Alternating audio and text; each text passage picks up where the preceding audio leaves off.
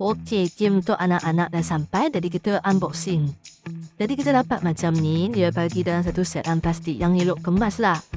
So kita tengok dalam dia ada satu apa benda tu, ada guide, user guideline. Dalam dia macam ni ya. Details lah semua dalam ni. Ada bahasa China dengan bahasa Inggeris lah. Jadi korang boleh check kemudian.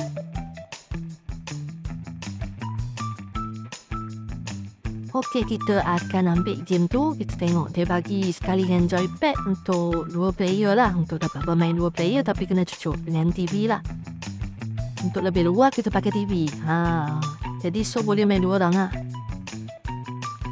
Color dia agak menarik ya. Dia bagi sekali dengan bateri handphone yang dulu-dulu tu lah.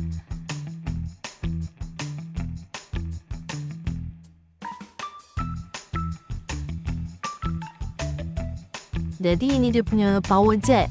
Lepas dah habis main, kalau bateri dah habis, awak boleh cocok kat sini dan sambung pada USB charging lah. Charging handphone. Kalau boleh jangan pakai yang power yang tinggi lah. Ini untuk kita cocok kepada TV. Dia bagi kita wayar ni.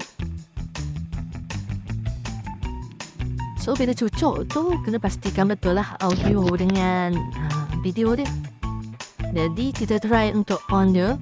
Kita tengok atas ni butang on off dia ada di atas tu. So untuk bermain kita pilih bahasa Inggeris terus lah.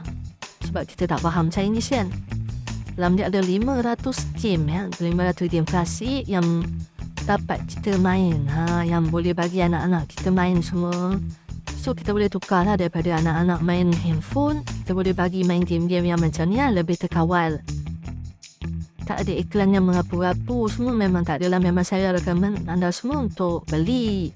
Supaya generasi yang baru ni dapat menikmati permainan video dengan lebih teratur dan terkawal. Sekian saja. Kalau anda berminat boleh klik link di bawah.